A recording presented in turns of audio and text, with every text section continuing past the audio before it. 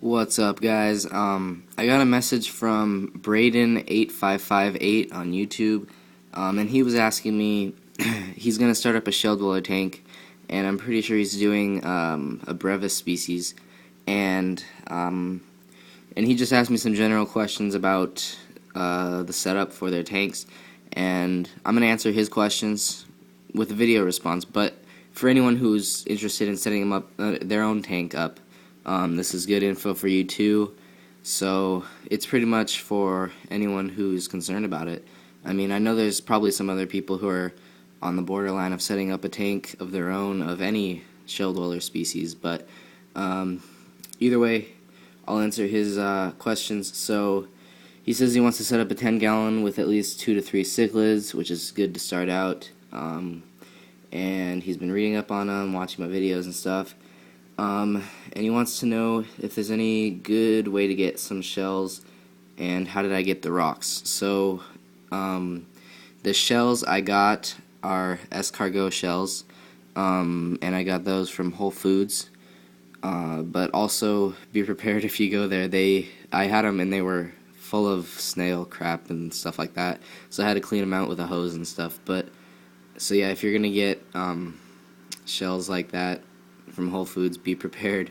Don't be all freaked out if they give them to you and you get them and they're like full of snail junk. Also, eBay sells escargot shells for it's like $6 a dozen or something like that, real cheap, and you can get a little more than a dozen too in some other orders. So that's a good place to start with the shells. The rocks I got from Home Depot. It was $10 for a huge bag. It was like I don't even know the weight of it, but it's enough to fill this tank and my 36-gallon with rocks for only $10. That was a great deal, and it went a long ways for 2 tanks. Yeah, I got those. They were labeled as river rocks, just general river rocks. Sorry, and yeah, real cheap. But there's also some other kinds that can look a little more natural. I don't know the names of them, but just keep researching. And also on YouTube, they have some documentaries of the lake itself, and you can check out the rocks from the lake if you want a better idea. And he wanted to do Java Fern, like I kind of have in here. If you can find Anubias, I think that's a better option because the lake itself is African. It's from Africa, yeah, African. But Java Fern is, I think, Indian. And yeah, it's Indian or Asian, sorry, Southeast Asia. But Anubias is an African plant, and it would hold up with the pH a little better than Java Fern, in my opinion. So if you can find some Anubias, that'd be a better option. I was actually going to take the Java Fern out if I can get some Anubias of my own instead. What else? He says he might do a Val too, that's fine. I've seen that in some tanks myself. Argonite sand, I am not too sure about that. I heard it was rough, and it might, like when they dig, it might mess with their mouths and stuff. But in here I have pool filter sand, but I don't need any like buffers because my water comes out of the tap at 8.2, so that's perfect for them already, so I don't need to buffer it. In your case, if you want to raise the pH, I recommend getting crushed coral and putting it in your filter, and that should do the trick. And you can use pool filter sand as a substrate too, or you can even put some crushed coral on the bottom of the sand. Like if you could see my tank, if I were to put crushed coral in here, I'd put it under those rocks where they aren't going to be digging, so they don't dig it up, because if you put it down there or something, you can see where they dig, and they'd get right to it. So crushed coral in the filter or like under the rocks or something would be a good buffer. And they also make cichlid sand, but it's really expensive the last time I've looked. That's an option.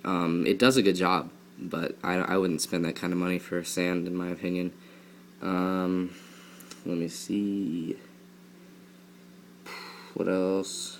So he says he found them for $6, and he showed me the website.